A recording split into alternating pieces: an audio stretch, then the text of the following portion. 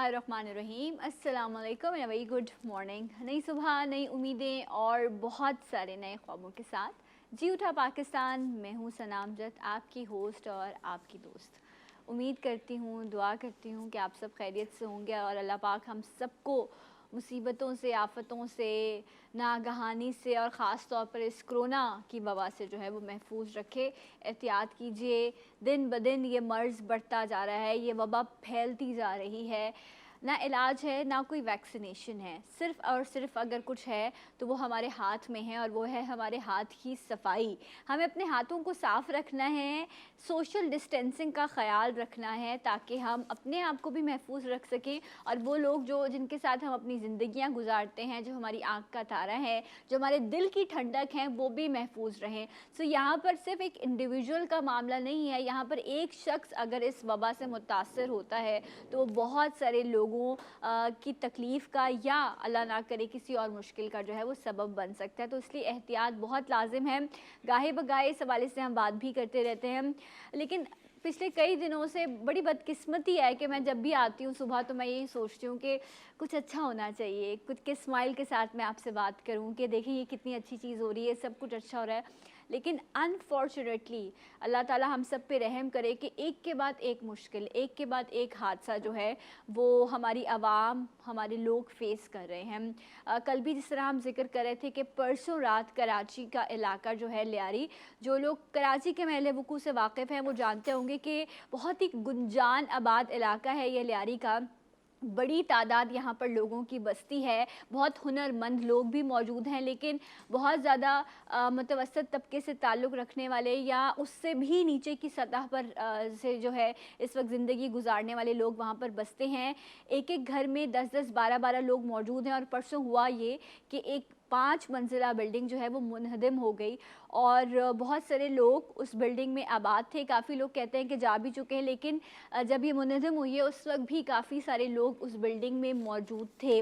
2 दिन गुजर चुके हैं, अब तक जो है रेस्क्यू का सिलसिला जारी है और इस वक्त क्या सिचुएशन है, कितनी अमवात हो चुकी हैं इस हादसे की वजह से और अब तक रेस्क्यू का जो मरहला है वो कहाँ तक पहुँचा है, इस बारे में लेटेस्ट अपडेट आपसे शेयर करने के लिए हमारे सीनियर रिपोर्टर जो गाहे बगाहे लम्हा ब लम्हा आपसे शेयर करते रहे हैं कि इस वक्त ये जो लियारी की खड्डा मार्केट में जो बिल्डिंग गिरी है इसकी क्या सिचुएशन रही है। सो मेरे साथ मौजूद है बुरहान मुस्तफ़ा। अस्सलाम वालेकुम। वालेकुम अस्सलाम। बुरहान, बहुत बहुत शुक्रिया जी उठा पाकिस्तान के लिए वक्त देने के लिए। बुरहान, ये बताइए कि ये जो 2 दिन पहले ये जो हादसा हुआ है, इस वक्त इस जगह की क्या करंट सिचुएशन है, किस हद तक जो है मलबा हटा लिया गया है और कितनी डेथ्स जो हैं वो कंफर्म हो चुकी हैं? जी बिल्कुल, इतवार की शब 8 से साढ़े 8 का वक्त था जब जब ये इमारत टेढ़ी हुई थी और लोग अपने घरों को खाली करने में मसरूफ़ थे। उसी दौरान ये 5 मंजिल इमारत ज़मीन बोस हो गई थी। बताया जाता है कि 9 अफराद जो थे वो ज़ख्मी हुए थे, जिनमें से 8 अफराद को तिब्बी इमदाद देकर घर रवाना कर दिया है और एक शख्स हैं अभी भी जो सिविल अस्पताल में जिनको तिब्बी इमदाद फराहम की जा रही है। और अगर ओके। जहाँ बहक की बात करें तो अभी तक 9 अफराद जो हैं वो जहाँ बहक हो चुके हैं, जिसमें से 5 खवातीन, 3 मर्द और एक बच्चा जो है वो मलबे तले से निकला है और वो जहाँ बहक है। और अगर मैं बताऊँ तो जिस जगह पे बिल्डिंग गिरी थी वहाँ पे रेस्क्यू ऑपरेशन जारी है। रेस्क्यू ऑपरेशन पाक फौज, रेंजर्स और कानून नाफिज करने वाले इदारों की जानिब से जो है वो किया जा रहा है। अतराफ़ की गलियों को कॉर्डन ऑफ कर दिया है और जब इमारत गिरी उसके 24 घंटे बाद जो है SBC की टीम जाए वक़्वा पर पहुँची और उस टीम ने जब इलाका सर्वे किया तो यहाँ से 10 से ज़ायद मखदूश इमारतें थीं जिनको फ़ौरी तौर पर खाली कराया गया। और हमारे इलाका मकीनों से भी बात हुई तो इलाका मकीनों का ये भी शिकवा है कि हमारे प्यारे अभी भी मलबे तले दबे हुए हैं और कुछ शहरीों ने और कुछ मुतासरीन ने ये भी बताया है कि मलबे तले दबे जो अफराद है वो अपने अहल खाना को फ़ोन भी कर रहे हैं, लेकिन अच्छा अब जाके बुरहान, जो है रेस्क्यू का बुरहान ये अमला भी अभी प्लीज़ पहुँचा ये है।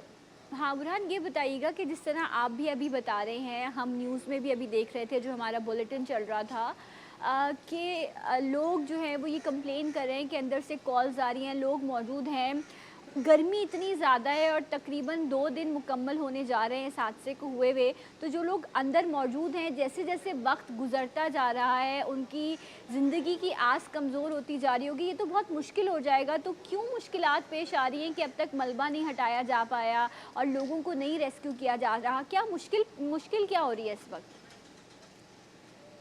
जी बिल्कुल, मुश्किल ये हो रही है कि लियारी में जिस जगह पर मैं मौजूद हूँ, खड्डा मार्केट, यहाँ पे काफ़ी तंग गलियाँ हैं और तंग हुँ, गलियों में गैर कानूनी तामीरातों की भरमार है। यहाँ पे ground plus 6, ground plus 7, ground plus हुँ, 8 और ग्राउंड प्लस 10 तक की जो है वो गैर कानूनी तामीरातें यहाँ पर की हुई हैं, जिसकी वजह से तंग गलियाँ हैं और यहाँ पे जो है वो केएमसी के जो है वो ट्रॉलर हैं, वो भी यहाँ पर पहुँच रहे हैं, मलबा जो है वो भी उठाया जा रहा है। जबकि ये भी बताया जा रहा है तंग गली होने के बाइस इनको थोड़ी हुँ। मुश्किलात का सामना भी करना पड़ रहा था, क्योंकि रात गए कुछ देर के लिए रेस्क्यू ऑपरेशन रुका भी था।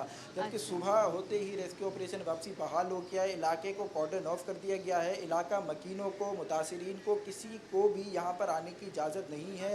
पाक फ़ौज और रेंजर्स ने इलाके की तमाम गलियाँ अतराफ़ की जो हैं वो कॉर्डन ऑफ कर दी हैं, जबकि जो मुतासिरीन हैं उनको एक कैंप के अंदर रुकाया हुआ है। 2 दिन से वो कैंप के अंदर मौजूद है, उनको खाने पीने का कोई सामान मौजूद नहीं है। उनका यही कहना है कि हमारी बेटी, बच्चियाँ, बुज़ुर्ग, छोटे-छोटे बच्चे यहाँ पर सैड। मौजूद हैं और कुछ लोग वो भी मौजूद हैं यहाँ पे जिनके रिश्तेदार और अजीज़ इस इमारत में रहते थे। जो 2 लोग फैमिली रहते थे, उनके अहल खाना भी यहाँ पर बैठे थे, लेकिन उनको भी जो है वो सेफ़ जगह पे मूव कर दिया गया है और इलाके जहाँ जिस मकाम पर हम लोग मौजूद हैं, उस मकाम पर किसी को आने की इजाज़त जो है वो नहीं दी जा रही अच्छा है। जी। बुरहान, ये बताएं कि इस वक्त क्योंकि हुकूमत जो है, जो रियासत है, वो माँ का किरदार अदा करती है और इस वक्त जब बेसरो सामान लोग सड़कों पर बैठे हैं, एक तो उनकी छत चली गई, उनका सब कुछ माल लुट गया, वो एक तरफ, लेकिन बहुत सारे लोग ऐसे हैं जिनके प्यारे ज़ख्मी हैं, जिनके प्यारों की हलाकत हो गई इसकी वजह से, उनके अपने प्यारे अभी तक मलबे तले दबे हुए हैं। तो हुकूमती नुमाइंदे वहाँ आए, मैंने ये सुना, और आकर चले गए। तो कोई ख़ास इनकी दादरसी की जा रही है, इनकी कोई, इनका एहसास, इनका साथ किस तरह से दे रही है हुकूमत, या हुकूमत फिर गूंगी बहरी बन के खामोश है? जी बिल्कुल, मैं आपको एक और बात बताऊं कि यहाँ पे हुकूमत की जानिब से बहुत ही कम नुमाइंदे आए हैं। बाकी जो अच्छा। नुमाइंदे हैं, जैसे वज़ीर आला सिंध हैं, हुँ, गवर्नर इमरान इस्माइल है, उन्होंने तो सिर्फ़ फ़ोन पे ही तशवीश का वेरी इज़हार सैड। किया है और मुतालिका इदारों को सख्त जो है वो नोटिस लेने का ऐलान किए। जबकि यहाँ पे आला हुक्काम की जानिब से और सिंध हुकूमत का कोई जो है वो ओहदेदार यहाँ पे नहीं आया, पीटीआई का कोई ओहदेदार नहीं आया। सिर्फ़ यहाँ पे सियासी कैंप लगा दिया गया है और उस सियासी कैंप में सिर्फ़ वही नुमाइंदे हैं जो वही मौजूद है। सियासी कैंप हालांकि लगाया गया था कि मुतासिरीन को बिठाया जाए, लेकिन सियासी कैंप जो लगाया गया उसमें सिर्फ वही सियासी जमात के लोग बैठे हुए हैं, पानी का कूलर लगा के वो ये मुतासिरीन को ये बताना चाहते हैं कि हम आपके लिए मौजूद हैं। जबकि मुतासिरीन जो है वो काफ़ी नाराज़ भी हैं और उनका राइट, कहना है कि हमारी छत जा चुकी है और ये कराची का पहला वाक़या नहीं है। आए बिल्कुल। रोज़ ये वाक़यात सामने आते हैं। कुछ माह कबल ही गुलबहार, सानिया गुलबहार जो है वहाँ पे वाक़या पेश आया है, फिर लियाकताबाद में पेश आया है और यहाँ पे कल हमने भी सर्वे किया तो यहाँ पे मखदूश इमारतों की भरमार है। लोग यहाँ पे परेशान हैं और लोगों का यही कहना है कि मालिक मकान हमें कहता है कि 1 से 1.5 लाख रुपए ले लें और अपना घर खाली कर दें। अच्छा जबकि बुरहान, जो बुरहान लोग हैं एक यहाँ पे बात मैं रहने आपसे वाले वो लास्ट यही में कह जानना चाहूँगी कि अगर हम लियारी के इलाके की बात करें, तो लियारी का नाम लेते ही हमें एक वक्त में तसव्वुर आता था peoples party, Pakistan peoples party. यहाँ के लोगों ने, यहाँ के बासियों ने बहुत बहुत मुश्किल हालात में भी हमेशा पाकिस्तान पीपल्स पार्टी को सपोर्ट किया, उनका साथ दिया। एक बड़ा वोट बैंक मौजूद रहा पाकिस्तान पीपल्स पार्टी का, लेकिन ना उनको सहूलियात दी गई। और इस सिचुएशन में जहाँ पर सूबाई हुकूमत भी पाकिस्तान पीपल्स पार्टी की है, तो वहाँ तो नुमाइंदों को मौजूद होना चाहिए था। सीएम पीपल्स पार्टी का है, हुकूमत है, वो क्यों नहीं अपने लोगों की मदद करे? इवन लास्ट इलेक्शन में तो लियारी की तरफ से पीटीआई को भी बहुत सपोर्ट किया गया। तो ये लोग कहाँ हैं जो आते हैं, वोट लेते हैं, चले जाते हैं, और अब जब लोग तकलीफ़ में हैं तो कोई सुनने को तैयार नहीं है? जी बिल्कुल, आपकी बात बिल्कुल सही है। लियारी में पीपल्स पार्टी का एक दौर था, हुँ, पीटीआई के लोगों, यहाँ पे लोगों ने पीटीआई को भी वोट दिया, लेकिन यहाँ पे इनके जो काम थे वो सिर्फ़ सियासी जमात के कैंप लगा दिए गए हैं। जिस जगह पे इमारत गिरी थी उसके बिल्कुल सामने वाले रोड पे मुख्तलिफ़ सियासी जमात के सिर्फ कैंप लगा दिए गए हैं और उस कैंप में सिर्फ 6 से 7 कुर्सियाँ हैं और वो जो वेरी सियासतदान हैं, सैड। जो इलाके के पार्टी सपोर्टर हैं, सिर्फ वही वहाँ पर मौजूद है और मुतासरीन जो हैं वो खुली छत के नीचे बैठे हुए हैं और काफ़ी मजबूर हैं। और उनका 2 प्रॉब्लम है उनकी। एक उनका ये कहना है कि इमारत मलबे तले जो हमारे अजीज़ हैं, किसी का बिल्कुल। रिश्तेदार है, किसी का बाप, किसी का भाई, किसी की माँ, वो मलबे तले है और वो परेशान भी है। उनका ये कहना है कि पानी और खाना देने से कुछ नहीं होता, हमें हुकूमत हाँ, की तरफ से कोई मुतबादिल घर दिया जाए या ट्रू। हमें जब तक हमारे मलबा नहीं उठता, हमारे अजीज़ नहीं मिलते, जब तक के लिए कोई छत तो दी जाए।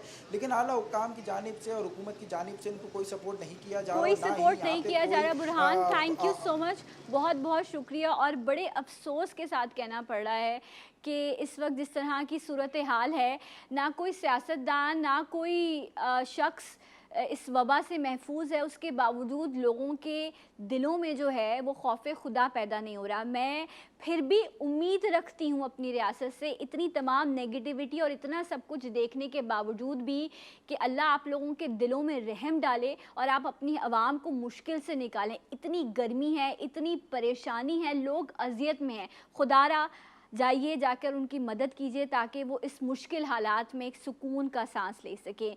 एक ब्रेक लेंगे और इंशाल्लाह आपसे मिलेंगे ब्रेक के बाद। जी उठा पाकिस्तान।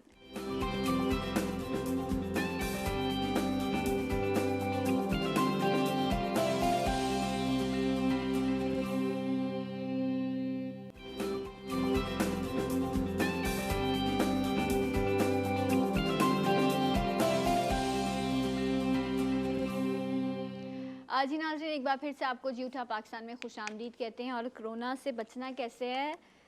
हाथ धोने हैं। कहते हैं ना, हाथ धो के पीछे पड़ जाना है। यस, तो हाथ धो के हमने इस बीमारी इसके पीछे पड़ना है ताकि हम महफूज रह सकें। मैं ऑफिस में हूँ, मेरे पास इस वक्त मुश्किल होगा कि मैं जाऊँ जाके हैंड वॉश करके आऊँ, इसलिए आई एम यूजिंग सैनिटाइज़र। आप घर पर हैं तो जो भी आपके पास साबुन अवेलेबल है, आप अपने हाथ को साफ़ रखिए, 20 सेकेंड्स तक हाथ धोइए एंड इससे आप अपने आप को काफ़ी हद तक महफूज रख सकेंगे। बाहर निकलें तो मास्क का इस्तेमाल करें and social distancing is really very important.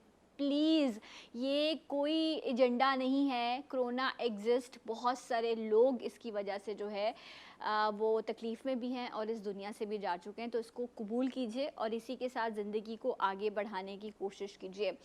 जहाँ पर हम ये सारी बातें करते हैं, वहीं हमेशा मेरी टीम की कोशिश होती है कि कहीं ना कहीं से कोई एक रोशनी जो आप लोगों को उम्मीद दे सके, जो आप लोगों के चेहरों पे मुस्कुराहट ला सके, ऐसे लोगों को हम ढूंढें और अपने प्लेटफॉर्म के ज़रिए उनका मैसेज, उनकी जो परफॉर्मेंस है वो आपसे हम शेयर कर सकें। जहाँ पर हम कहते हैं कि हर चीज़ मुश्किल है, वहीं पर कुछ लोग ऐसे भी हैं जो ये कहते हैं कि रियासत जो भी किरदार अदा कर ले, हम अपने इंडिविजुअल कैपेसिटी में अपने लोगों के लिए जो भी कर सकते हैं वो हमें करना चाहिए।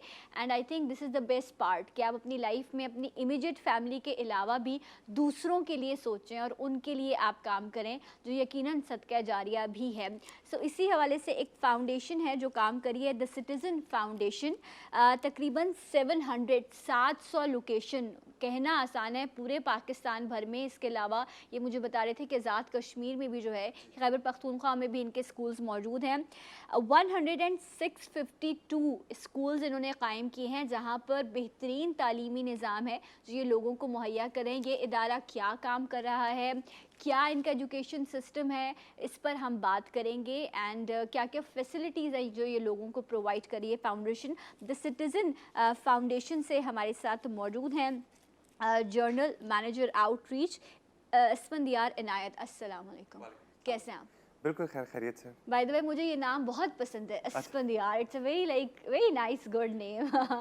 ओके, एंड इसी फाउंडेशन जिसके बारे में इंशाल्लाह अभी हम बात करेंगे, उसी स्कूल से पढ़कर माशाल्लाह से हुनरमंद होके, काबिल होके, तालीम और तरबियत हासिल करके जो नौजवान निकले हैं वो हैं उबैद हमारे साथ। अस्सलाम वालेकुम, how are you? Thank you so much for coming. Okay, starting from you Asfand, क्या है ये फाउंडेशन और ये क्या काम करे? द सिटीजन्स फाउंडेशन जो है 25 साल पहले इसकी बुनियाद पड़ी थी और तालीम का एक फुकदान पूरे पाकिस्तान के अंदर बड़े अरसे से है, एक क्राइसिस में रहा है।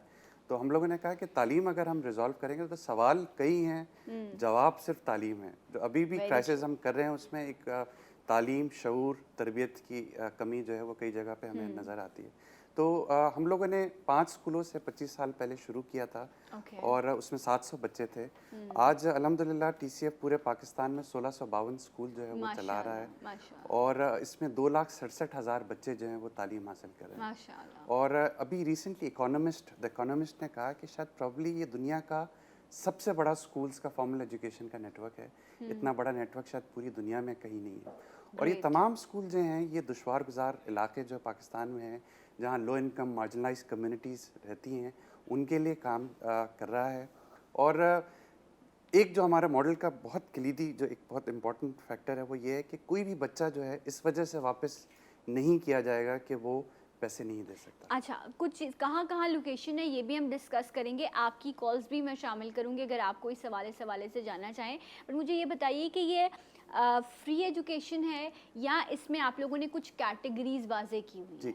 हमारी जो वो जब जैसे मैंने ज़िक्र किया कि कोई बच्चा वापस नहीं किया जाएगा, लेकिन हम 10 रुपए मिनिमम फीस है हमारी जो चार्ज करते हैं, ओके, जो कि 500 रुपए तक जो है वो जाती है। ओके। लेकिन 10 रुपए इस वजह से रखी है कि ताकि या फीस रखी है ताकि इज़्ज़त नफ्स जो है हाँ, वो मजरूह ना हो। ट्रू आ, कि मैं तो फीस देता मैं हूँ, फीस अब देता मैं हूँ कितनी भी देता हूँ ये मैटर नहीं करता। एब्सोल्युटली। और बच्चों को और वालिदैन को पता भी नहीं कि कॉस्ट है क्या, ट्रू, कि कितना पैसा जो है वो आ रहा है। तो हमें फ़ीस की मद में जो है वो तकरीबन 150 से पौने 200 रुपए जो है वो माहाना बच्चों से मिलता है, पेरेंट्स से, और बाकी पैसे हम डोनेशंस अच्छा, के तो थ्रू जब आपके रेज़ पास करते हैं। पेरेंट्स अपने बच्चों को लेकर आते हैं तो फिर आप लोग डिसाइड करते हैं कि इसका फीस स्केड्यूल क्या होगा या क्या, इस तरह से एब्सोल्युटली, आप बिल्कुल। लोगों की अपनी म्यूचुअल अंडरस्टैंडिंग हमारी से होती प्रिंसिपल्स जो हैं वो इलाके की काफ़ी मतलब नो हाउ डिटेल्ड उनको रखती नो हैं? हाउ रखती हैं। सो वो एक पूरा हमारा फॉर्म होता है, वो ठीक फॉर्म है, जो है उसमें वो डिटेल्स पेरेंट्स फिल करते हैं, और उसमें ज़कात का भी जो है वो ऑप्शन ओके, शामिल होता है कि अगर वो जिसमें डिक्लेयर फ्री करते हैं। एजुकेशन है। ज़कात में फ्री नहीं होती, अगेन एज आई सेड के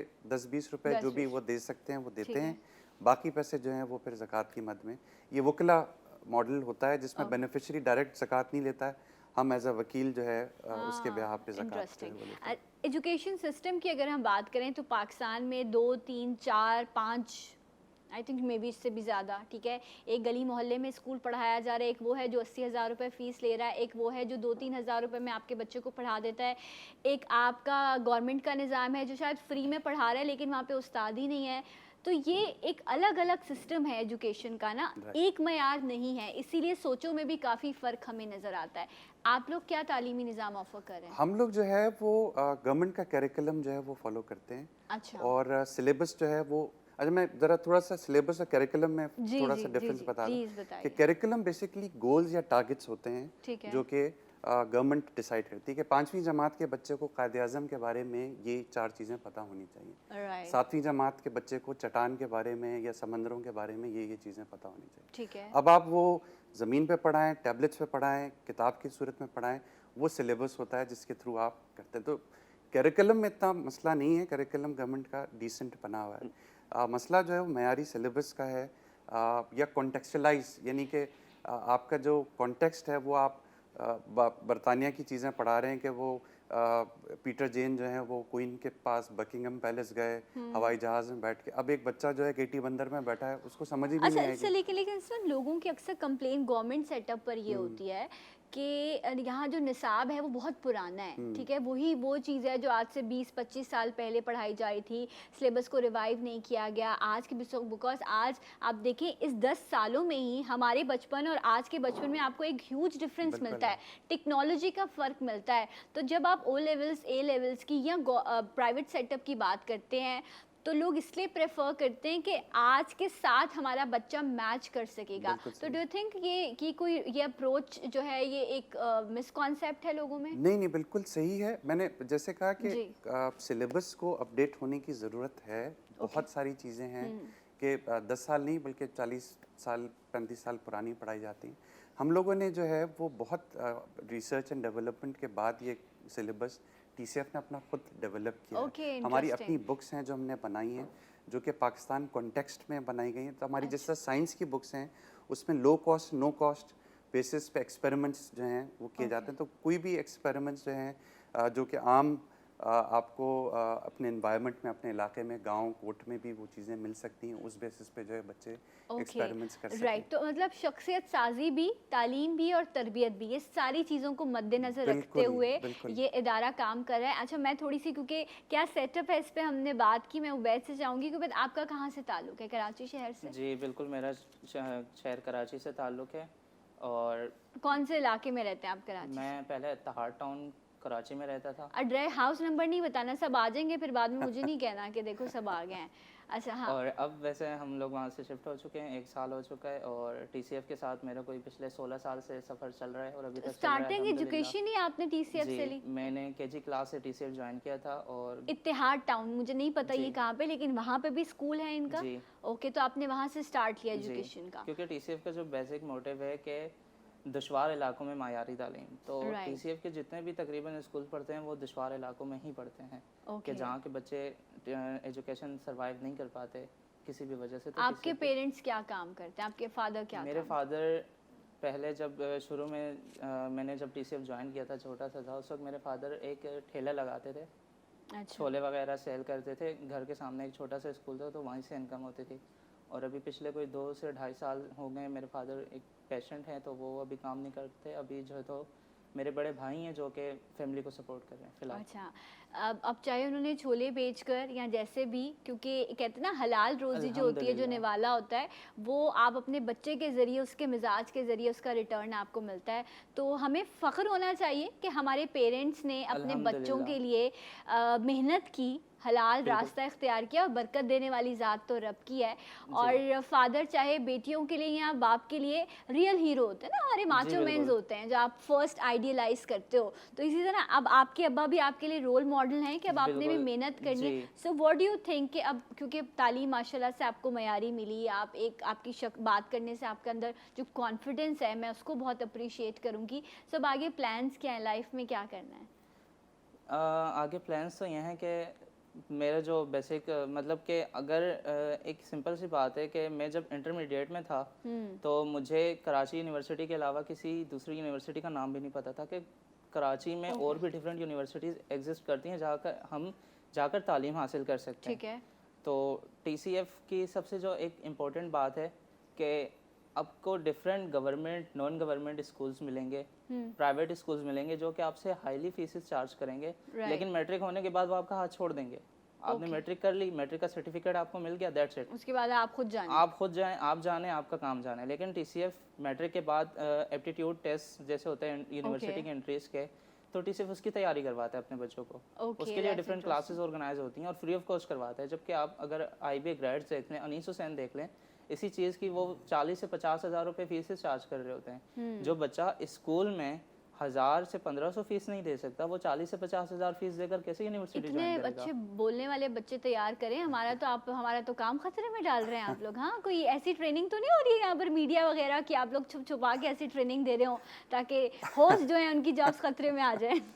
हमें उम्मीद है कि इंशाल्लाह अगले आने वाले सालों में जितनी भी डिफरेंट फील्ड्स हैं उसमें बच्चे होंगे। और अभी भी अल्हम्दुलिल्लाह गवर्नमेंट में, नॉन गवर्नमेंट में, प्राइवेट सेक्टर में, एंटरप्रेन्योरशिप, सोशल सेक्टर के अंदर, इन तमाम एरियाज़ में ये बच्चे जो हैं अब काम कर रहे हैं। जितनी भी टॉप यूनिवर्सिटीज़ हैं, मिड ईयर यूनिवर्सिटीज़ हैं, उन तमाम में तकरीबन मैं समझता हूँ शायद ही कोई यूनिवर्सिटी होगी जहाँ टीसीएफ के बच्चे अब तालीम हासिल नहीं कर रहे हैं। राइट। तो अच्छा, कराची से अगर हम स्टार्ट करें तो आपने कराची से लेकर खैबर तक आप कह रहे हैं कि हर शहर में आपके सेंटर स्कूल्स मौजूद हैं? हर शहर तो नहीं है, लेकिन ये कि हम तकरीबन 100 से ज़्यादा डिस्ट्रिक्ट्स में हैं मौजूद। और एक्सट्रीम साउथ केटी बंदर से लेके north Battal Battagram, west Gwadar, east Wagah border, इन तमाम जगहों पे और इन बिटवीन टीसीएफ जो है वो आज अच्छा, ओके। अगर मैं अपने नॉर्दर्न एरियाज़ की बात करूं, ठीक है, जहां पर अभी भी आपको एक डिफरेंट माइंडसेट के लोग मिलते हैं, बिकॉज जब एजुकेशन है तो एजुकेशन में कोई डिस्क्रिमिनेशन नहीं होनी चाहिए कि बच्चा है तो उसको तालीम मिलेगी,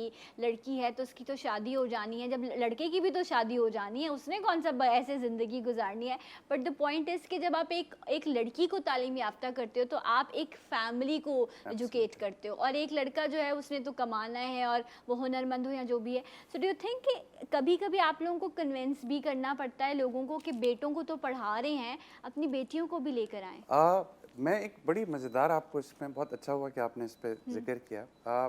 टीसीएफ जो है, we are the largest female employers in Pakistan after the government of Pakistan. Private sector में हम तकरीबन 14,000 एम्प्लॉयज़ जो हैं वो फीमेल हैं जो टीसीएफ के लिए काम कर रही हैं, जिसमें से 12,500 जो हैं वो हमारे टीचर्स और प्रिंसिपल्स हैं। हमारा जो फीमेल रेशो है वो 50% है अक्रॉस पाकिस्तान स्टूडेंट्स का। ओके। और ये एक मिथ है कि वालिदैन जो है अपनी बेटियों को नहीं भेजना चाहते। अगर आप सेफ सिक्योर्ड एनवायरनमेंट दें, अगर आप स्कूल क्लोज प्रॉक्सिमिटी में कम्युनिटी के करीब बनाएं, अगर आप जो म्यारी तालीम जो है वो बच्चों को दें और अफोर्डेबल हो, देयर इज़ नो रीज़न, चाहे हम, क्योंकि हम इतने रिमोट एरियाज़ में काम करते हैं और उन तमाम एरियाज़ में जहाँ भी हम कहीं भी हैं, हमें 50% फीमेल एनरोलमेंट मिलती है and that is one of the targets. तो जब कोई अगर बेटा लेकर भी आता है अपना, तो सबसे पहला प्रिंसिपल का सवाल होता है आपके घर में बेटी है, और वो कहते हैं अगर बेटी है तो कहते हैं कि जी एडमिशन उसी शर्त पे मिलेगा जब बेटी को आप लेकर आएंगे। क्या बात है, very nice, I am really impressed. अच्छा, एक और भी चीज़ इस वक्त मेरे दिल में आ रही है, ख्याल आ रहा है कि जो हमारा गवर्नमेंट सेटअप है, जो हमारे मिनिस्टर ऑफ एजुकेशन है, ये मुलाकात हुई आपकी इनसे? उनसे कहें कि अगर आपसे नहीं चल रहे स्कूल्स तो आप लोगों के हवाले कर दें, आप लोग इतने अच्छे से चला रहे हैं तो उनकी भी कुछ हालत बेहतर हो जाएगी। हम तकरीबन 350 गवर्नमेंट के स्कूल्स अक्रॉस 4 प्रोविंसेस जो है वो मैनेज कर रहे हैं। ओके। जिसमें हमने पब्लिक प्राइवेट पार्टनरशिप के तहत जो है हम लोगों ने काम लिया है। तो हमने गवर्नमेंट के 350 स्कूल्स अडॉप्ट किए हैं, जिसमें मैनेजमेंट जो है वो टोटल TCF की है, और उसमें क्वालिटी का जो म्यार है वो बहुत बेहतर हुआ है। जिस तरह मैं एक एग्जांपल आपको दूं कि हमने पंजाब में 250 स्कूल अडॉप्ट किए थे, और उस वक्त उसमें 7 से 8 हज़ार इनरोलमेंट थी। आज तकरीबन 33,000 से ऊपर 3 साल के अंदर जो इनरोलमेंट हो गई है। और उनका जो, क्योंकि पंजाब में ग्रेड 5 में भी बोर्ड का एग्ज़ाम होता है, तो वो तकरीबन 17-18% रिजल्ट थे, और वो 80% से ऊपर जो है रिजल्ट जो हैं वो 3 साल के अंदर जो है वो चले गए हैं। ओके। सो हम गवर्नमेंट के साथ डिफरेंट स्टेजेस में डिफरेंट गवर्नमेंट के साथ जो है प्रोविंशियल गवर्नमेंट्स के साथ बात कर रहे हैं, और हम रेकमेंड कर रहे हैं कि जी आप हमें ज़्यादा से ज़्यादा स्कूल दें, क्योंकि जो इदारा 1600 स्कूल चला सकता है वो 5000 स्कूल भी चला हाँ, सकता है। बनस्पत इसके कि इंफ्रास्ट्रक्चर और वहाँ मैनेजमेंट का भी खर्चा आप लोगों पर आए, वो गवर्नमेंट आपको प्रोवाइड करे, जी। और वहाँ पर जो टीचर्स हैं, जो एजुकेशन क्या होना चाहिए, वो मैनेजमेंट अगर आप लोगों हाथ में ले लेंगे तो फाइनेंशियल बर्डन भी कम हो जाएगा एंड परफॉर्म ज़्यादा and half the cost Yes, जो half the गवर्नमेंट कर cost. रही है उसके हाफ द कॉस्ट में वी कैन प्रोवाइड। अच्छा, क्योंकि अगर हम कराची के, अगेन बात ये होती है कि मैं यहाँ बैठी नहीं हूँ कि मैं गवर्नमेंट को कोसूं, लेकिन जो हकीकत है उससे आप आंखें भी नहीं चुरा सकते। तालीम तो बड़ी बेसिक सी चीज़ है, वो कहते हैं कि आप रोटी आधी खा लो लेकिन तालीम पूरी दे दो, ताकि आने वाले वक्तों में आप अपनी नस्ल को आप बेहतर रख सको। बट द पॉइंट इज़ कि सिंध में भी ऐसे स्कूल हैं, कराची में, जहाँ पर 4 दीवारी है, बस दैट इज़ इट, कि ये एक निशानी है कि ये स्कूल है, स्टूडेंट टीचर्स नहीं है, टीचर्स हैं तो स्टूडेंट नहीं है। और मैंने सुना है सिंध में तो बाकायदा उन्होंने तबेले बनाए हुए वहाँ पर, जो सिंध के स्कूल्स हैं, ऐसा ही कुछ है या ये सारी खबरें झूठी हैं? जी नहीं, गवर्नमेंट के स्कूल्स में बेहतरी की बहुत असफन घबरा गुंजाइश। चुके हैं, वो कह रहे हैं ये क्या हो गया है, अब मैं नहीं कैसे। मैं I will be very honest, बहुत बेहतरी की गुंजाइश है। ओके। और ना सिर्फ सिंध में, मेरे ख्याल से पूरे पाकिस्तान में पंजाब में भी ऐसे ही है? बिल्कुल है, पंजाब में KPK पंजाब वालों का वैसे ही भैंसे और जानवर बहुत ज़्यादा होता है। मतलब ये है कि एक तो ये है कि टीचर्स की बहुत कमी है अक्रॉस ऑल 4 प्रोविंसेस। जो है टीचर्स जो हैं वो हायर करने की ज़रूरत है। दूसरा, गवर्नेंस की बहुत अशद ज़रूरत है, तो गवर्नेंस बेहतर करने की। मैं समझता हूँ TCF का जो फोटे है, जो स्ट्रेंथ है, वो ये है कि गवर्नेंस जो है वो बहुत स्ट्रॉन्ग। अच्छा, अभी क्वारंटीन में कोरोना की वजह से स्कूल्स बंद हैं, बहुत सारे टीचर्स जो हैं वो बेरोज़गार हो चुके हैं, बहुत ज़्यादा मुश्किल है। ये लोग TCF को कैसे इस वक्त मैनेज कर रहे हैं, इस पर भी हम बात करेंगे। बट एक कॉलर भी है। अस्सलाम वालेकुम, गुड मॉर्निंग। हेलो जी, अस्सलाम वालेकुम जी। वालेकुम अस्सलाम, कौन है हमारे साथ? जी ना मैडम, मैं इस्लामाबाद से मोहम्मद इकबाल मैं बात कर रहा हूँ। जी इकबाल साहब, कहिए। जी मैडम, मैं आपसे पूछना चाह रहा हूँ कि आप में इस्लामाबाद में या पिंडी में आप कौन सी जगह पे इसकी ब्रांच है TCF की? अच्छा, इस्लामाबाद या पिंडी में आपकी कोई ब्रांच है TCF? पिंडी में हमारे स्कूल्स हैं। पिंडी में स्कूल्स हैं। अच्छा, मैं लोकेशन अभी पूछ लेती हूँ तो मैं आपको बता देती हूँ कि इस्लामाबाद और पिंडी, आप कहाँ रहते हैं एग्जैक्टली? जी सर, मैं ये इस्लामाबाद में ये रहता हूँ, रवाद के पास है, एक जगह है टी चौक है, मैन वो मरकज है इसका, इस्लामाबाद की ना रोड वहाँ से टर्न हो रही है, मैं वहाँ पे रहता हूँ। डी चौक के पास? DHA के पास है जी। DHA के पास? DHA के पास, ओके। तो वहाँ कोई ब्रांच है आपकी? DHA के पास मेरे इल्म में नहीं है, लेकिन हमारी वेबसाइट पे जाके लोकेशन। इस्लामाबाद में कोई आपकी ब्रांच? हमारे इस्लामाबाद में नहीं है, पिंडी में है हमारे। पिंडी में है। पिंडी में कहाँ पे है? पिंडी में भी लोकेशंस मैं मेरे पास एग्जैक्ट वो नहीं, क्योंकि मेरा ताल्लुक कराची का, तो मैं बता सकता हूँ। अच्छा, तो आपकी जो वेबसाइट है उस पर ये डिटेल्स सब मौजूद हैं। क्या अपनी वेबसाइट का बता दीजिए। TCF.org.pk पे हमारे जाके जो है वो आप स्कूल्स की सर्च कर ठीक सकते है, हैं राइट, और उसमें आपको बिकॉज details मिल उन्होंने जाएंगी कहा 700 लोकेशंस, तो अब 700 लोकेशंस तो याद नहीं हो सकती ना, इट्स डिफिकल्ट, बट आप थोड़ा सा। वेबसाइट पे जाएंगे और वहाँ जाकर आप सर्च करेंगे, पिंडी में मौजूद है, आप वहाँ अपने जो भी आपके चाहते हैं कि आप अपने बच्चे को पढ़ाएं तो आप ज़रूर इस सेटअप को देखें भी जाकर और अपने बच्चों को एडमिशन भी करवाइए। एक ब्रेक लेंगे और इंशाल्लाह आपसे मिलेंगे ब्रेक के बाद। जी उठा पाकिस्तान।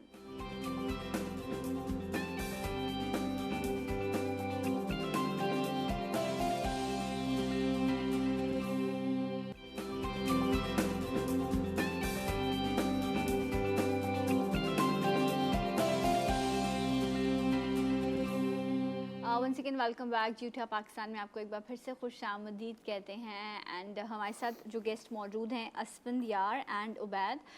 दे guys are from TCF the citizen foundation, एक ऐसा इदारा जो पाकिस्तान भर में 700 लोकेशंस पर इनके स्कूल्स मौजूद हैं, जो बेहतरीन तालीमी निज़ाम आपको मिनिमम 10 रुपए की फ़ीस में जो है वो मुहैया कर रहे हैं। आज के दौर में आप इमेजिन कर सकते हैं एक अच्छा बेहतर, जहाँ पर आपको प्रॉपर एजुकेशन सिस्टम भी मिले, आपको बेहतर पढ़े लिखे टीचर्स भी मिलें और आपको एक अच्छा एनवायरनमेंट मिले जो एक बच्चा डिज़र्व करता है एजुकेशन सिस्टम में, वो ये लोग प्रोवाइड कर रहे हैं। तो इसी वाले से इनसे बात भी हो रही है। अच्छा असफन, जिस तरह अभी कॉलर भी थे, उन्होंने पूछा कि जी पिंडी में आपकी लोकेशन कहाँ है, तो आई थिंक आप उस बारे में डिटेल्स देना चाहते जी। हैं। हमारा लखन में स्कूल है, हमारा पिंडी में, हमारा जो है वो चाकरा में है, राइट, दमियाल में है, ढोक चौधरिया में है और गली में हमारा स्कूल है। अच्छा, तो ये 4-5 लोकेशंस है पिंडी में जहाँ पर द सिटीज़न फाउंडेशन है। अच्छा, वेरी सिंपल इजी कि आप बस जाइए, जाकर वहाँ बात कीजिए एंड एडमिशन, या कोई ख़ास उसका प्रोटोकॉल है? उसका देखें, पहली KG 1-2 में तो ये है कि first come first serve basis ठीक पे है। बगैर टेस्ट के जो है बच्चा जो है वो आ जाता है, as long as low income family होना ज़रूरी है। ओके, बाकी जो सीनियर क्लासेस होती है वहाँ पे टेस्ट जो है वो होता है क्लास के हिसाब से और फिर बच्चों को जो है वो एडमिशन दिया जाता है। राइट, कि लेकिन- माइंडसेट क्या है बच्चे का? बिल्कुल, क्लास में एज लॉन्ग एज जगह है, स्कूल के अंदर कैपेसिटी है, वी वेलकम स्टूडेंट्स। हमारे प्रिंसिपल्स जो हैं वो ढूंढ रहे होते हैं बच्चों को कि ज़्यादा से ज़्यादा बच्चों को जो है, and that is one of the key performance indicators principles का, कि कितने उनकी जो है वो ज़्यादा कैपेसिटी होती है। कैपेसिटी जो है अच्छा 100% उबैद, अभी कोरोना की वजह से जो है वो स्कूल्स बंद हैं, जी। तो आप वो स्टूडेंट थे जो कहते थे अच्छा स्कूल बंद है, ये किसने स्कूल बना दिए, या जो है उबैद मिस कर रहा था कि ये स्कूल्स या ये जो सारा सेटअप है, क्योंकि अब सब बोर हो गए हैं, अब like kids want to go to school again, ये वाली सिचुएशन आ गई है। एक बात मैं आपको यहाँ कंफर्म करना चाहूँगा कि फ़िलहाल मैं IOBM यूनिवर्सिटी से BS कंप्यूटर साइंस कर रहा हूँ। ओके, तो तो आप अपना माशाल्लाह से, जी। नहीं आई मीन कि देखें, आप चाहे यूनिवर्सिटी में कॉलेज में तमाम एजुकेशन सिस्टम इस वक्त बंद है ना, आप जी। नहीं जा सकते, तो एज अ स्टूडेंट आप मिस कर रहे हैं अपने उस सेटअप को, अपने उस एजुकेशन सिस्टम को, कि मैं जाऊँ यूनिवर्सिटी, अपने टीचर से मिलूँ, मैं अपनी एजुकेशन को नॉर्मल परसू करूँ? जब फर्स्ट डे था लॉकडाउन का, तो उस दिन मेरा लास्ट पेपर था, तो उस दिन बड़ी खुशी हुई कि यूनिवर्सिटी ऑफ हो गई। लेकिन एज लॉन्ग अब तकरीबन कोई 3 महीने 3 होने को महीने हैं, हो तो अब बहुत ज़्यादा मिस किया जा रहा अब है मिस यूनिवर्सिटी कर को, रहे हैं। क्योंकि ऑनलाइन सिस्टम से हम फेमिलियर नहीं है इतने, तो उसमें काफ़ी दुश्वारियाँ हुई, काफ़ी मुश्किलात हुई कि ऑनलाइन क्लासेस हो रही हैं, घर में कभी इंटरनेट अवेलेबल है, इलेक्ट्रिसिटी लाइट है, किसी टाइम पे नहीं है क्लास के ड्यूरेशन में, तो उस लिहाज से देखा जाए तो, और उसके अलावा भी वैसे भी यूनिवर्सिटी इन्वायरमेंट में जाकर क्लास लेना और ऑनलाइन सिस्टम में घर पे बैठ के क्लास लेना ज़मीन आसमान का फ़र्क है। तो हाँ, उस लिहाज से लेकिन अब दुनिया भर में ऑनलाइन सिस्टम को बड़ा प्रमोट किया जा रहा है, ठीक है, it's an opportunity, you can avail it, but yes 1-to-1 इस तरह से जब आप एक फिज़िकली उस एनवायरनमेंट में मौजूद होते हैं, उसका अपना एक जो है रूटीन होती है, उसका अपना एक इम्पैक्ट होता है, बट अभी इट्स मोर सेफ कि आप ऑनलाइन ही क्लासेस पर ही जाएं, बिकॉज इस वक्त स्कूल्स ओपन करना ये बेहतर नहीं है जिस तरह से कोरोना स्प्रेड हो रहा है। असवंत, आप लोगों ने भी 3 महीने से अपने सेटअप को क्लोज किया हुआ है? जी, हम लोगों का सेटअप बंद है, लेकिन हम TCF जो है कोविड के हवाले से हमने एक रिलीफ फंड जो है 50 करोड़ का जो है वो शुरू किया है, जिसमें अपील हम लोगों ने की है। तो इस वक्त TCF जो है वो 3 एरियाज़ में जो है कोविड में काम कर रहा है। एक तो ये है कि हम लोगों ने तकरीबन 31,000 फैमिलीज़ को जो है वो राशन जो है वो कैश की सूरत में जो है वो रिलीफ पहुंचाया है, और 137 लोकेशंस में अक्रॉस पाकिस्तान। प्रॉब्ली शायद TCF वाहिद इदारा होगा जिसने पूरे पाकिस्तान में इतनी ज़्यादा लोकेशंस पे जो है वो इमदाद जो है वो पहुंचाई, जिसमें उबैद जो है बहुत किलीदी किरदार उन्होंने यहाँ पे अदा किया है। कराची में सर्वेज किए उन्होंने, कैश जो है वो पहुँचाया, बल्कि आपको बताएंगे भी ये। दूसरा जो है, हम लोग जो हमारे फ्रंट लाइन हीरोज़ हैं उनके लिए पूरा सेफ्टी गेयर जो है हम लोगों ने अभी 5000 सेफ्टी गेयर्स जो हैं वो हमने अक्रॉस पाकिस्तान डिफरेंट हॉस्पिटल्स को जो है हमने डोनेट किए हैं, अगेन इसी फंड के थ्रू। तीसरा जो था मसला वही कि तालीम की जो कंटिन्यूटी है उसको किस तरह से बरकरार रखा जाए। तो हम लोगों ने गवर्नमेंट ऑफ पाकिस्तान के साथ, एजुकेशन मिनिस्ट्री के साथ पार्टनरशिप की, और हम लोगों ने जो है एक टेली स्कूल जो पीटीवी ने शुरू किया है उसके साथ हम लोगों ने प्रोग्राम्स जो हैं वो बनाए हैं, 17-18 प्राइवेट पार्टनर्स जिसमें टीसीएफ भी शामिल है, और हम लोग वो कर रहे हैं। और चौथा, हम एक रिसाला जो है वो अब हम बच्चों के लिए निकाल रहे हैं ताकि जो उनकी जहनी और फिज़िकल जो मेंटल स्ट्रेस है उसको जो है वो कम किया जाए और उनकी कंटिन्यूटी जो है एजुकेशन वो जारी रहे। तो ये रिसाले जो हैं घर में बच्चे खुद अपने मदद आप जो है वो उसमें क्रिएटिविटी से रिलेटेड कलरिंग वगैरह, पहेलियाँ, कहानियाँ, वो सब तमाम चीज़ें उसके अंदर शामिल अच्छा, ये जो बच्चों की बुक्स हैं, ये जो नौनिहाल और इस तरह की सारी, ये बड़ा आज का बच्चा तो उसको पता ही नहीं होगा कि ये सारी चीज़ें क्या हैं, बट ये जो एक किताब की खुशबू है, एक किताब से दोस्ती, आई थिंक बुक से ज़्यादा बेस्ट फ्रेंड आपका कोई नहीं हो सकता। लेकिन आज का बच्चा शायद उसकी वो वैल्यू को अंडरस्टैंड नहीं करता क्योंकि करवाया नहीं गया उसको।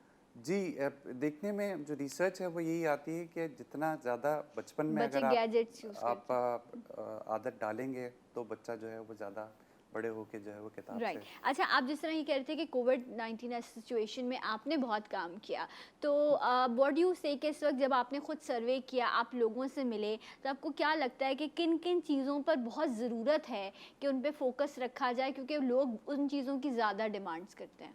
जैसे कि मैं जिस इलाके से ताल्लुक़ रखता हूँ वहाँ पर तकरीबन जो कम्युनिटी है वो डेली वेजेस वाली है। ये किस तरफ है आपका? इत्तेहाद टाउन? नहीं, इत्तेहाद टाउन में मैं पहले रहता था। अच्छा, अब मैं रहता हूँ Orangi town, Gulshan Zia, Medina colony, Khairabad. ठीक है। तो यहाँ पर फर्स्ट ऑफ ऑल मैं ये बताना चाहूँगा कि अभी भी जो पूरा निज़ाम है वो देहात वाला है, खेती बाड़ी वाला निज़ाम अभी भी वहाँ पर है। ट्रांसपोर्ट की जो बेसिक नीड्स हैं वो तकरीबन जो है तो ना होने के बराबर हैं।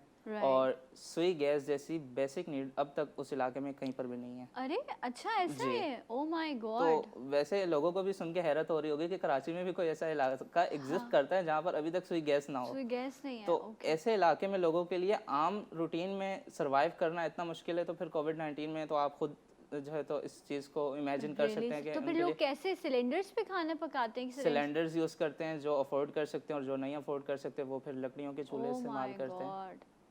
इस तरह की ज़िंदगी लोग वहाँ गुजार रहे हैं। और इलेक्ट्रिसिटी को वहाँ आए हुए कोई 1.5 से 2 साल हुए तकरीबन। मतलब 2 साल पहले अगर वहाँ जाकर देखा जाता तो वहाँ इलेक्ट्रिसिटी नाम की भी कोई चीज़ नहीं थी। ये कराची के बीच में ही एक इलाका मौजूद है? कराची के थोड़ा साइड पर लगता है और पीछे से जो है तो हब बलूचिस्तान से टच होता है ये इलाका। ओके, लेकिन ये कराची के उसमें आता है, कराची में आता है। और आप देखेंगे 1.5 से 2 साल पहले यहाँ पर बिजली आई और अभी भी गैस नहीं है यहाँ पर। तो आप सोचेंगे लोगों का फाइनेंशियल सिस्टम क्या हो गया, क्या सेटअप होगा, किस तरह से वो कमाते होंगे। और अब 3 महीने से जब कारोबार ही नहीं है, आना जाना इतना मुश्किल है, तो वहाँ के लोग किस तरह की ज़िंदगी गुजारे होंगे। मैं ये जानती हूँ कि हमारे देखने वाले जो लोग हैं उन्होंने बहुत मदद की है लोगों की, लेकिन हम हमेशा देखते हैं कि मेरा माल वहाँ जाए, वहाँ लोगों की मदद हो जहाँ पर लोग डिज़र्व करते हैं ज़्यादा से ज़्यादा। तो जिस तरह आपने कहा, यहाँ पर बहुत ज़्यादा सफ़ेद पोश लोग मौजूद हैं जो मेहनत करना चाहते हैं आज भी, लेकिन हालात इस तरह के कि वो नहीं। तो आपने बताया औरंगी टाउन का इलाका? Orangi town, Gulshan Zia. Gulshan, okay. So please ज़रूर मदद कीजिए वहाँ के लोगों की और इस तरह के लोगों की। Thank you so much Jaswant, and wish you all the best for this project, for your foundation. Ubaid, आपका भी बहुत शुक्रिया। एक ब्रेक लेंगे और इंशाल्लाह आपको ज्वाइन करेंगे ब्रेक के बाद। हमारे साथ रहिए जी उठा पाकिस्तान।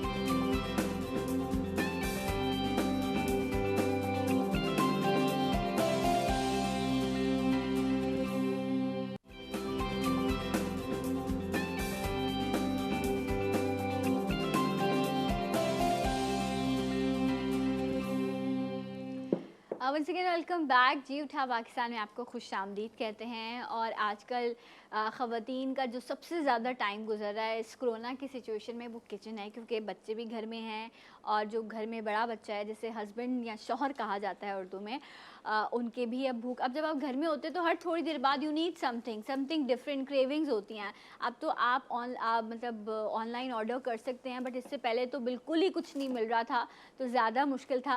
बट इट्स बेटर कि घर का खाना आप इंजॉय करें, हाइजीन के साथ खुद बनाइए, सो उसका एक फ्लेवर भी डिफरेंट होता है और आप इंजॉय भी करते हैं। तो आज जी उठा पाकिस्तान के किचन में हमारे साथ एक ज़बरदस्ती शेफ़ मौजूद हैं जो ऑनलाइन ऑर्डर्स भी लेती हैं।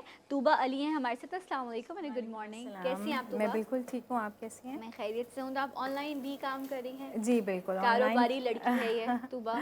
पहले तो मुझे इस चीज़ का शौक़ था बहुत, बचपन से मुझे बेकिंग का बहुत शौक़ था।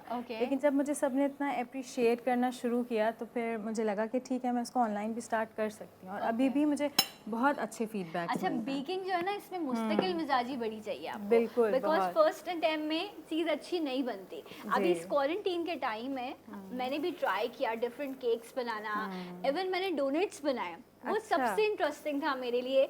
जब वो राइज हो रहे थे तो एक खुशी मेरी बढ़ रही थी कि आप कामयाब हो गए, लेकिन एक केक ख़राब भी हुआ तो दिल भी बहुत दुखा कि अब नहीं बनाऊंगी।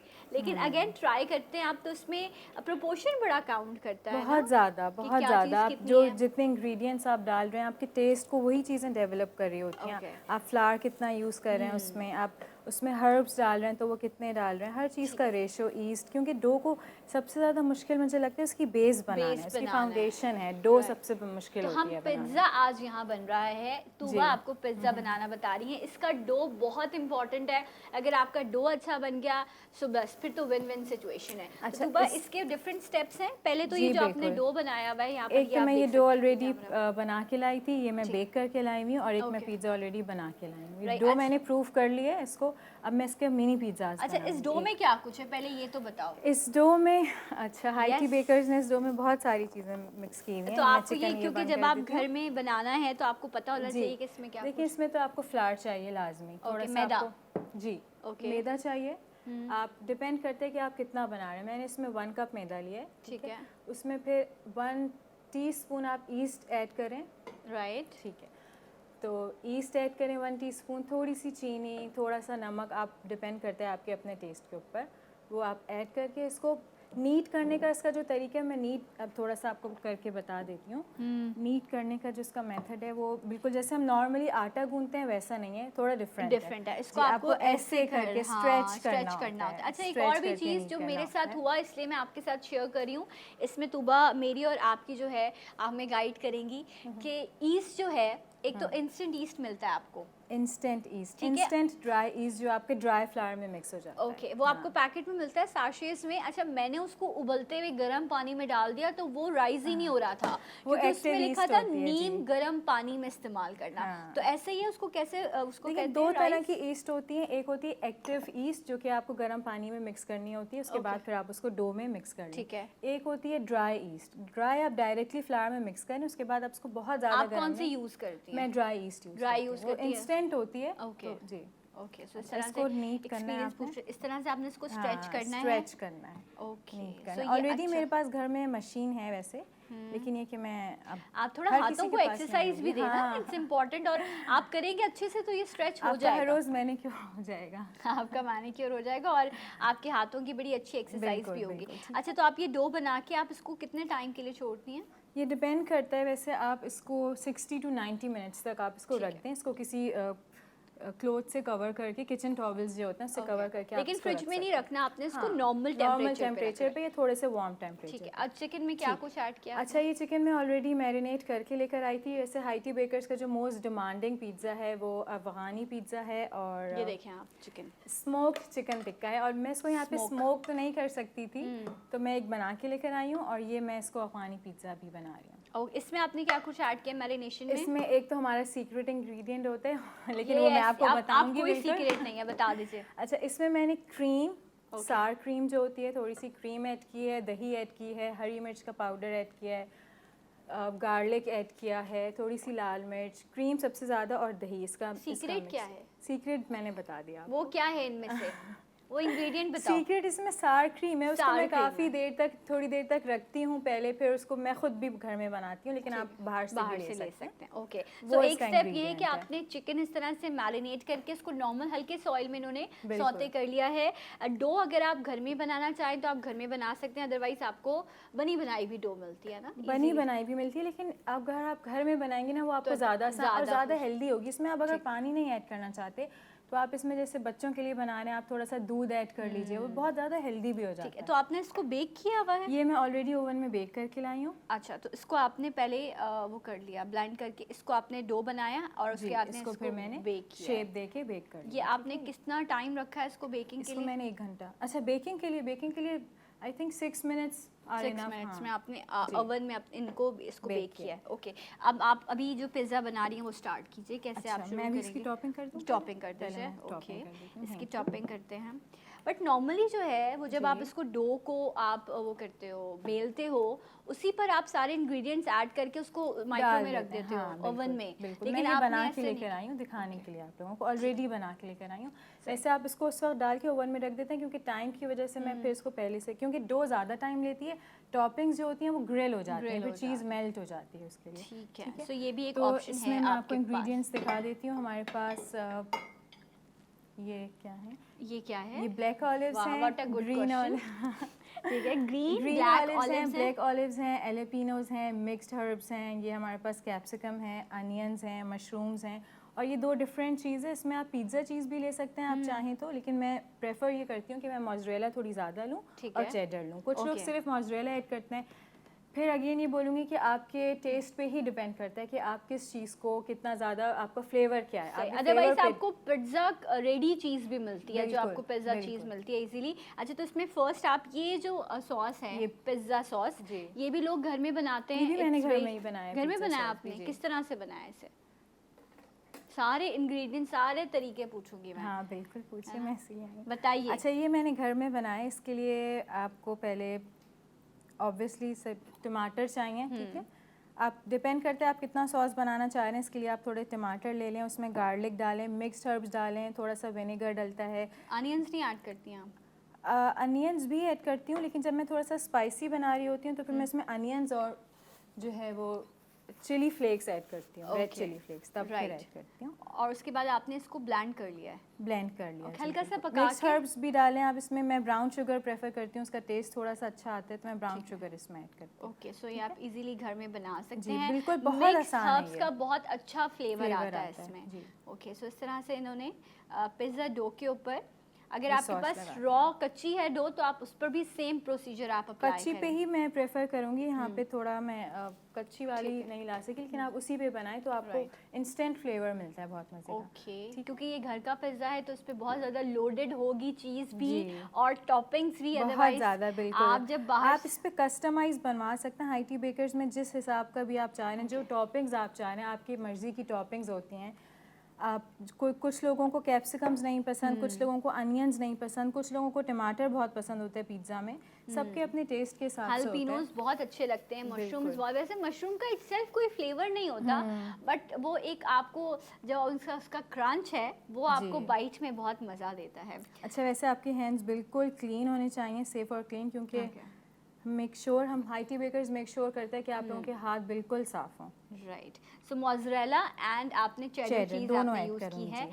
पहले इन्होंने जो इस पे डो के ऊपर जो इन्होंने सॉस था, पिज़्ज़ा सॉस, वो डाला, उसके ऊपर मोज़रेला एंड चेडर चीज़ है। उसके बाद फिर Then आप ऊपर इस से पे दोबारा वेजेस जो हैं वो ये स्प्रेड जो भी आपको चाहिए, बहुत सारी नहीं भी हैं तो आप सिर्फ टोमेटोज, कैप्सिकम एंड अनियंस भी यूज़ कर सकते हैं। इफ यू कुछ डोंट हैव जैसे ऑलिव्स। बच्चे होते हैं आजकल के, उनको तो सिर्फ चीज़ पसंद है, डो के ऊपर चीज़ हो, तो इसकी भी हमारे पास बहुत ज़्यादा ठीक है, रिक्वेस्ट आती सो है। इसके ऊपर जो है अब ये चिकन ऐड करिए एंड चिकन के बाद फिर इस पे वेजीज जो हैं वो जाएंगे। तो ये प्रोसेस यहाँ जारी है। मैं चाह रही थी थोड़ा सा क्विक हो जाता बिल्कुल, ताकि हमें बिल्कुल। ब्रेक पे जाना है। ठीक है। सो चिकन के बाद फिर आप इस पे टॉपिंग्स करूँगी, सारी वेजेस toppings मैं डालेंगी। करूँगी। ओके, सो फाइनल इसका लुक क्या होता है और उसको फिर कितनी देर के लिए माइक्रो ओवन करना है, ये सब चीज़ें हम आपसे शेयर करेंगे राइट आफ्टर दिस ब्रेक। हमारे साथ रहिए जी उठा पाकिस्तान।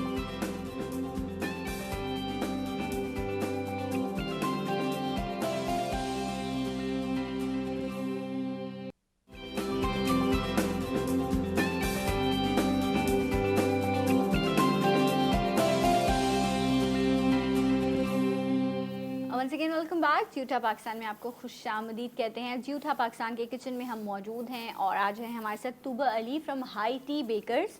ऑनलाइन ये लोग ऑर्डर्स लेते हैं, आप ऑर्डर कर सकते हैं जो भी बेकरी आइटम्स हों, जो भी आपको क्रेविंग्स हो रही हों। जी, तो आपकी स्पेशली cravings- ब्राउनीज, डेरी अच्छा, फ्रेश। brownies? जी जी बिल्कुल, Okay, dairy fudge brownie. Daily fresh brownies, इसके अलावा कस्टमाइज़ करा सकते हैं आप पिज़्ज़ाज़ भी। यहाँ भी अभी इस वक्त ऑलमोस्ट पिज़्ज़ा कंप्लीट बिल्कुल हो ये चुका है। complete है। अब ये ग्रिल होगा क्योंकि अब ये डो grill- इसकी ऑलरेडी कुक ठीक है। थी, तो अब ये ये सिर्फ बहुत ग्रिल होगा। लोडेड हाँ, पिज्ज़ा है, बिल्कुल। बहुत अच्छी चीज़ की लेयर बहुत आएगी healthy। इसमें मेल्ट के बाद एंड सो यमी, बहुत मज़ेदार लग रहा है। तो अब आप इसको ओवन में रख दीजिए जी। ताकि इसका एक फाइनल लुक, बिकॉज डो इसका बेक हुआ है तो ये ज़्यादा टाइम नहीं लेगा, बहुत जल्दी ये ग्रिल हो जाएगा। एंड ये आप इसकी टाइमिंग्स बता लीजिए, ओवन के कितने टाइम के लिए आप इसे बेक करेंगी? इसको मैं 6 to 8 minutes would 6 be to 8 enough. जी, मिनट्स, ओके। एंड डो को कितना टाइम दिया था आपने? डो को मैंने दिए थे डो को भी 5 मिनट्स 5 मिनट्स से तो मैक्सिमम आपका 10 to 12 मिनट्स में एक, अगर आप बिल्कुल ही रॉ डो है तो आपका पिज्ज़ा रेडी हो जाएगा। अच्छा, यहाँ पर मीनवाइल जिस तरह से अभी वो बेक हो रहा है डो, मैं आपको एक मिनी पिज्ज़ा मिनी का पिज़्ज़ा। डो जो है उसका थोड़ा आइडिया दे देती हूँ। ठीक है। आपको डो को बहुत ज़्यादा गूंदना नहीं है, इसको बहुत ज़्यादा आपको दबाना नहीं है। ठीक है। आप इसको हल्का सा एक रोल कर लें, इस तरह से Right। एक रोल दे दें। ठीक है। ठीक है। बेसिकली आप वैसे इसको आप हाथ से भी स्प्रेड कर Yes, सकते हैं, that is थोड़ा more सा good।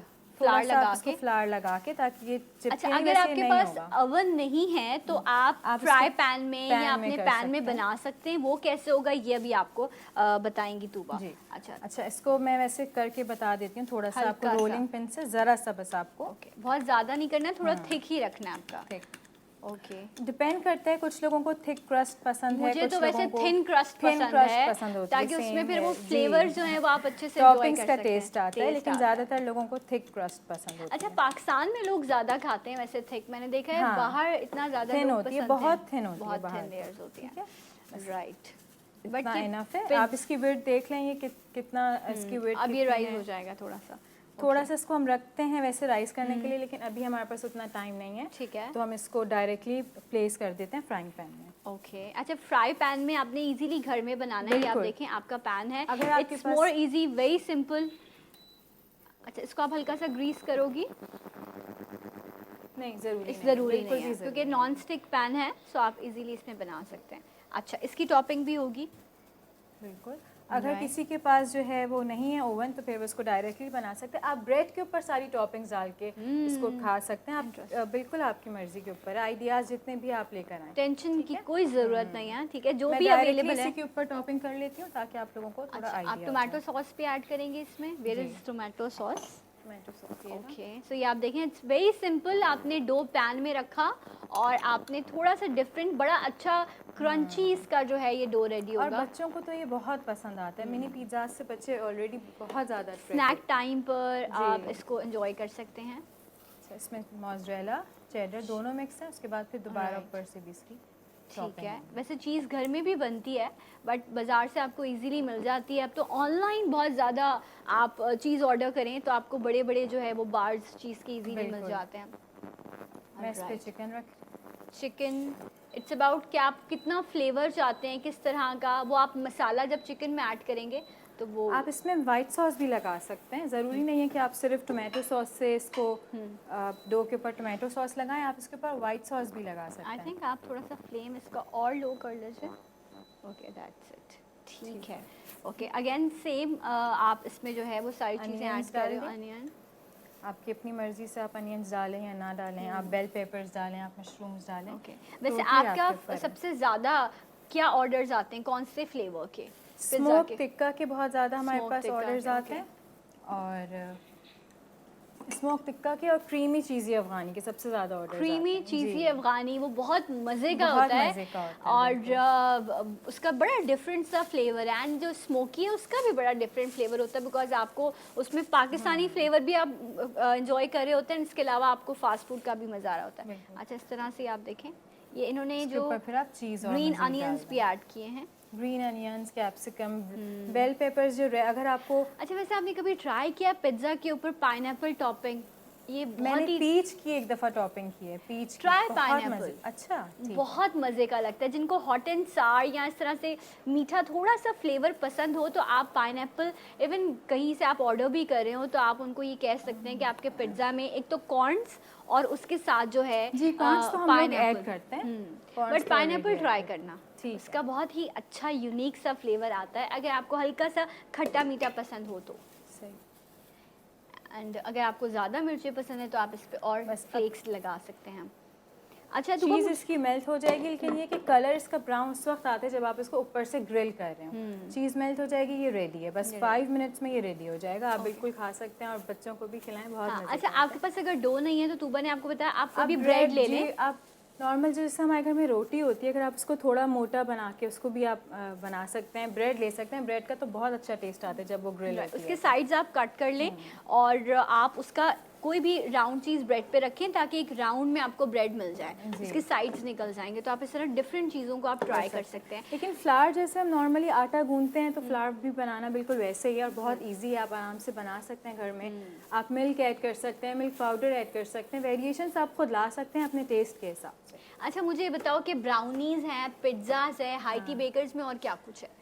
और हमारे पास फ्रोज़न आइटम्स होते हैं, डेयरी फज ब्राउनी है जिसकी अभी बहुत ज़्यादा ऑर्डर्स हमारे पास आए हुए हैं, जो ईद की वजह से बहुत ज़्यादा ऑर्डर्स आए थे और सबको बहुत मज़े की लगी।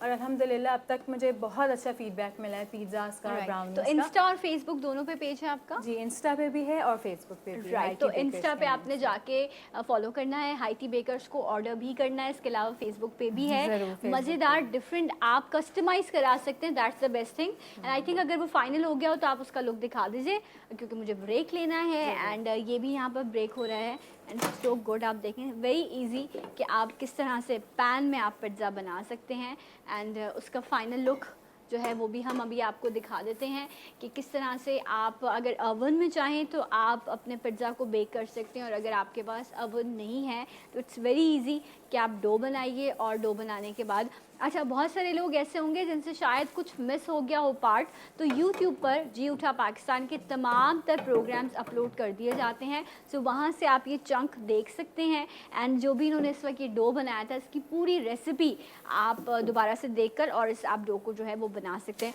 सो टूबा फाइनल लुक जी, इसका फाइनल लुक ये आप देख सकते चीज़ हैं। इसमें बहुत ज़्यादा ओवरलोडेड है, ये तो चीज़ Right. बिल्कुल ओवन में भी थोड़ी लग गई है। It's मैं आपको इसको कट करके दिखा देती हूँ। ठीक है, ये हम थोड़ा काउंटर क्लियर कर लेते हैं, साथ साथ सफाई भी बहुत ज़रूरी है। जी, ओके, जैसे आप देख रहे हैं कि चीज़ इसमें ऑलरेडी बहुत क्योंकि बहुत बहुत वेल है चीज़ जी, बहुत लोड कर की हुई थी चीज़, तो ये इसका फाइनल लुक है। ओह यम, और ये जो खुशबू आ रही है ना और ये जो स्मोक है, वाओ, आज चीट डे होने जा रहा है।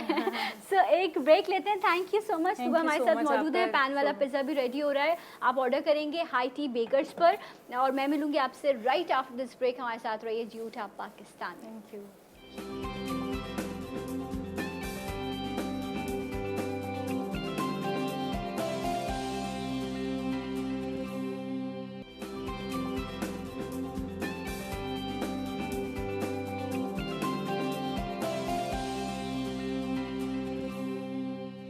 वेलकम बैक जी उठा पाकिस्तान देख रहे हैं आप और ज़बरदस्त से पिज़्ज़ाज़ आपने बनाना सीखे, ज़रूर ट्राई कीजिएगा।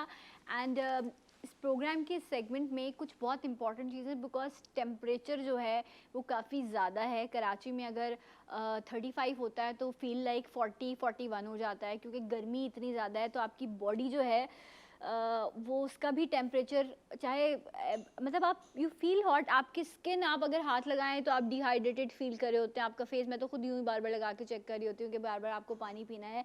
सो नॉर्मल 12 महीने अगर हम कराची की बात करें तो तकरीबन 10 महीने यहाँ पर गर्मी ही रहती है। तो रूटीन को मैनेज करना, बैलेंस करना इस मौसम में जब टेम्परेचर इस तरह से है तो आपकी बॉडी की रिक्वायरमेंट्स क्या हैं ताकि आप ख़ुद को हेल्दी रख सकें और अपनी रूटीन को जो है वो कंटिन्यू रख सकें।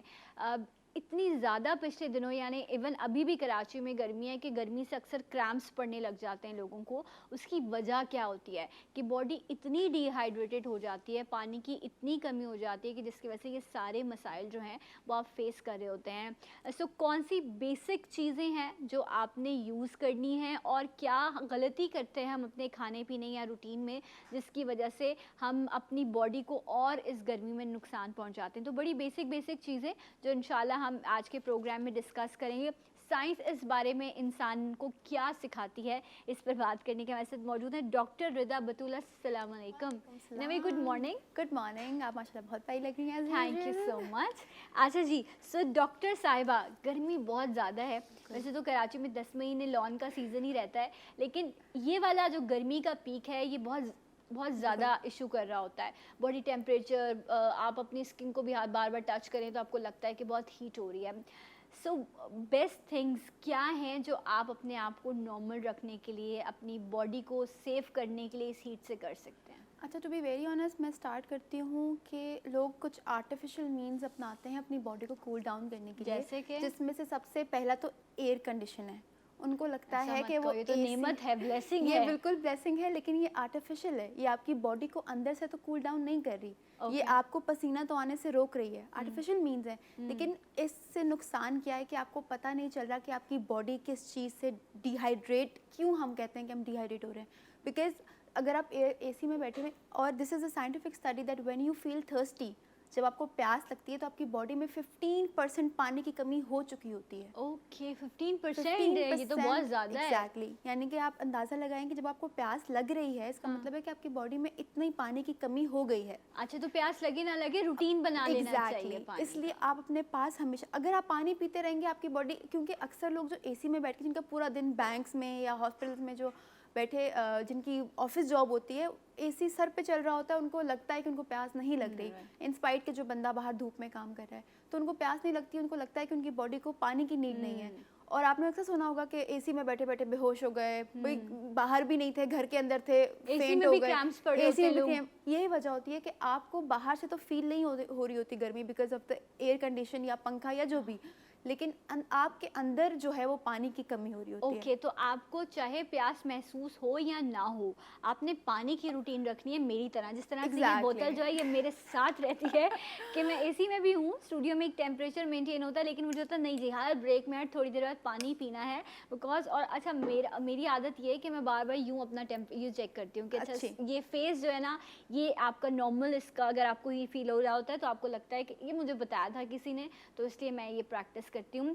सो पानी रूटीन में एक शख्स वो है जो सूरज की रोशनी में बाहर सड़क पे काम कर रहा है, और एक शख्स वो है जो एसी में काम कर रहा है। ज़रूरत दोनों की है, दोनों की है। लेकिन एक नॉर्मल बॉडी के लिए कितना पानी आप समझती हैं कि पीना चाहिए? अच्छा, डॉक्टर्स रिकमेंड करते हैं कि 70 kg अगर आपका वजन है, 70 kg बहुत ज़्यादा है। अगर आपका 70 kg वजन है तो आपको कम से कम 1.5 लीटर पानी या 12 ग्लास पानी, 12 ग्लास पानी पीना चाहिए। अगर आप 70 kgs के लगभग हैं तो 8 to 12 का बेसिकली एक। और अगर आप 50 kgs के अंदर हैं तो आई वुड रिकमेंड, चाहे आप 40 kg के भी हैं, कम से कम 8 ग्लास पानी कम से कम 8 ग्लास आपको। अब आजकल तो ऐसी एप्लीकेशंस भी आ गई हैं क्योंकि इंसान इतना मसरूफ हो गया था मुझे कहने बिल्कुल को। मैं इस पे बिल्कुल एग्री नहीं। आपको अपना ख्याल खुद रखना चाहिए। एक मोबाइल एप्लीकेशन आपको क्यों याद कराए कि आपको पानी पीना है? ट्रू, एक मोबाइल एप्लीकेशन आपको टन करके याद कराएगी कि आपने पानी पीना है। आप अपने पास एक, जिस तरह माशाल्लाह बहुत अच्छी आदत है, पास पानी की बॉटल रखें, और वो फिर आप क्योंकि मैं जब पढ़ रही होती हूँ, मेरी आदत है मैं पूरी रात बैठ के पढ़ती हूँ, तो I just keep a bottle with me, और वो बेख्याली में जब आपके पास पानी का ग्लास होता है तो आप पीते रहते हो। एंड आई रियली फील कि अगर आपके अंदर पानी पूरा है तो आपको डिहाइड्रेशन, ये सीड्स और बाकी चीज़ें ऑब्वियसली बहुत इंपॉर्टेंट है, वेजिटेबल्स, फ्रूट्स और ये सब बहुत रोल प्ले करते हैं, लेकिन पानी अगर आपके अंदर पूरा है तो आपको डिहाइड्रेशन कभी भी नहीं हो सकती। सही। अच्छा, एक और भी चीज़ है, उसका भी बिल्कुल ध्यान रखिएगा। अक्सर मैंने लोगों को देखा है कि अच्छा जी स्किन के लिए पानी बहुत अच्छा है या वेट लॉस के लिए बहुत अच्छा है, तो वो एक चीज़ के पीछे पड़ जाते हैं। मैं इतनी बड़ी बड़ी बॉटल्स और वो एक साथ पूरा पानी पी जाते हैं, वो भी excess of everything is bad. ठीक है, आप इसको लाइफस्टाइल में रखें कि आपकी रूटीन है, ठीक है। जैसे आप सांस लेते हैं इसी तरह आपकी बॉडी की रिक्वायरमेंट है कि जी आपने पानी पीना है, तो एक्स्ट्रा एफर्ट या आप किसी चीज़ को जब फोकस कर लेते हैं ना, मुझे लगता है वहाँ मामला ख़राब अब हो आप जाता है। जैसे आप बता रही हैं कि हमारे सेल को पानी की नीड होती है, एक ह्यूमन सेल है हमारा बेसिक लाइफ, उसके अंदर अगर आप माइक्रोस्कोप में देखें तो जब पानी भरता है तो वो सेल बर्स्ट हो जाता है, राइट। ठीक है। तो that is what happens with your skin. अगर आप बहुत देर पानी में हाथ डिप करके रखें तो आप देखेंगे वो स्किन आपकी क्योंकि वो ब्रीच हो रही होती है। तो अब ये भी नहीं है कि आपने एक साथ 1 लीटर पानी पी लिया, सो दैट हो जाएगा कहीं वो जाके। आपके ब्लैडर के लिए भी बहुत बुरा है, बिकॉज जिसे हम मसाना कहते हैं उसके लिए भी बहुत बुरा है। तो हर चीज़ का एतदाल बहुत ज़रूरी है। अब आप डिहाइड्रेशन की बात करिए तो मैं इस बात में, क्योंकि समर के फ्रूट्स जो होते हैं दे आर सो गुड, मतलब के जो आम तो हम लोग खाते हैं एज फॉर अ टेस्ट, ठीक है, though it is a yellow fruit and yellow fruits are very good, लेकिन मैं ख़ास तौर पे तवज्जो देती हूँ जैसे कि वाटरमेलन है, तरबूज है, खरबूजा है, खुबानी है, ये वाले जो फ्रूट्स हैं ये आपका वाटर कंटेंट, क्योंकि कुछ लोग पानी नहीं पी सकते या बोलते हैं सादा पानी पीने से हमारा दिल ख़राब होता है, जैसे कि क्योंकि उन्होंने कार्बोनेटेड ड्रिंक्स की इतनी आदत अपने आप को डाल ली होती और है, आर्टिफिशियल फ्लेवर्स की इतनी आदत डाल ली है कि कोई सा भी हम लोगों ने फ्लेवर पानी में डाल के उसको ये अब हम ये पी सकते हैं, ठीक है, वो भी सही है अपनी जगह, लेकिन सादे पानी की वैल्यू अपनी जगह है। एंड आपको जब आदत लग जाती है ना सादे पानी की, फिर आपको और चीज़ें अच्छी नहीं लगती, तो आप इन चीज़ों को ज़रूर रखें। अच्छा, 2-3 चीज़ें बड़ी इंपॉर्टेंट है, इस वक्त फालसे का भी सीज़न है एंड फालसा जूस फॉर गर्मी इट्स बेस्ट। ये हमारी लोकल चीज़ है बट बहुत मज़ेदार है और आप इसको बहुत अच्छे से बहुत मज़े का लगता है इनफैक्ट, और वो उसमें हल्का सा काला नमक इज़ वेरी गुड, मतलब क्योंकि आपके अंदर सॉल्ट्स की कमी भी हो रही होती है ड्यूरिंग समर्स, क्योंकि आपके फास्टिंग मादे खारिज हो रहे होते हैं कंटिन्यूसली थ्रू स्वेटिंग, तो आप नमक का इस्तेमाल किसी भी सूरत में कर सकते हैं, सादा नमक, काला नमक आप फालसे के जूस में डाल के, एंड देन हमारे पास जो पूरी विटामिन सी की रेंज है, लेमन, बिकॉज लेमन बहुत इंपॉर्टेंट है, जैसे कि वो येलो फ्रूट है, और आप उसको सुबह खाली पेट उठ के, ये तो बहुत आम सा रिचुअल है, हर लड़की अपनी स्किन के लिए या वेट लॉस के लिए कर ही रही होती है, तो सुबह उठ के खाली पेट हल्का सा हनी डालें उसमें, अगर हनी बहुत एक्सपेंसिव है, अगर आप वो नहीं अफोर्ड कर सकते कोई मसला नहीं, खाली नींबू निचोड़े और खाली पेट पिएं, उससे क्या होगा आपको पूरा दिन का जिसे हम डिटॉक्सिफाई करना कहते हैं, तो वो बेसिकली आपको हाइड्रेशन में भी हेल्प अच्छा, आई थिंक हनी हर घर में डेफिनेटली मौजूद होगा, तो ज़रूर इसका इस्तेमाल किया करें। नेचुरल शुगर है और आपको फ़ायदा भी पहुंचाता है। जिस तरह हम आज डिटॉक्सिफाई की बात करें कि बॉडी को डिटॉक्सिफाई कैसे किया जाए, तो पहले तो ये ज़रा समझा दीजिए देखने वालों को आसान ज़बान में कि बॉडी को ज़रूरत क्यों होती है डिटॉक्सिफिकेशन की and how it helps to your body. अच्छा, बेसिकली हम लोग घर की सफाई करते हैं, ठीक है, क्योंकि गंदगी जमा हो जाती है, ऐसे ही आपकी बॉडी भी एक घर है, एक मशीन है, ठीक है, जो कि कंटिन्यूस काम कर रही है। अब हम लोग बाहर से पता नहीं क्या क्या खाते रहते हैं, ठीक है, और जो घर पे भी खा रहे हैं वो कितना नेचुरल है, कितना ऑर्गेनिक है, हमें नहीं पता, तो हमारी बॉडी के अंदर गंदगी एक्यूमुलेट होती रहती है, खास तौर पे हमारे मैदे के अंदर, या अगर मैं बहुत माइक्रो लेवल पे आऊँ तो सेल के अंदर, तो हमारी बॉडी को क्लीनिंग की ज़रूरत है। अब क्लीनिंग करने का बेहतरीन तरीका क्या है, आप एक्सरसाइज करें, आप वर्कआउट करें, ठीक है, ये आपको अंदर से साफ करता है, ठीक है, स्वेटिंग के जरिए, एग्जैक्टली, स्वेटिंग के जरिए, चाहे वो स्वेटिंग किसी तरीके से भी हो रही है, आप घर का काम कर रहे हैं, आप जिम जा रहे हैं, आप वॉक कर रहे हैं, आप कोई और भाग दौड़ का काम कर रहे हैं, तो sweating is the best way. अच्छा, अब हमारे मैदे को भी सफाई की ज़रूरत है, ठीक है, और मैदे के ज़रिए ही आपकी पूरी बॉडी डिटॉक्सिफाई होती है। अब हम लोग क्या करते हैं कि हम लोग सीरम्स मुंह पे लगा लिए, चलो जी साफ़ हो जाएगा, कोई क्रीम्स मुंह पे लगा ली, ठीक है, उसका अफेक्ट जल्दी आता है, लेकिन फॉर लॉन्ग टर्म इफेक्ट्स आपको अपनी लाइफस्टाइल चेंज करना है। अच्छा डॉक्टर साहब, because we are running out of time, ठीक so है, यस, तो डिटॉक्सिफिकेशन इम्पॉर्टेंट है हर शख्स के लिए, अपनी बॉडी को क्लेंस करना बड़ा इंपॉर्टेंट है, अपने स्टमक को, उससे आपकी ब्लड सर्कुलेशन, आपकी स्किन, आपके हेयर, हर चीज़ बहुत अच्छी हो जाती है and you feel light also.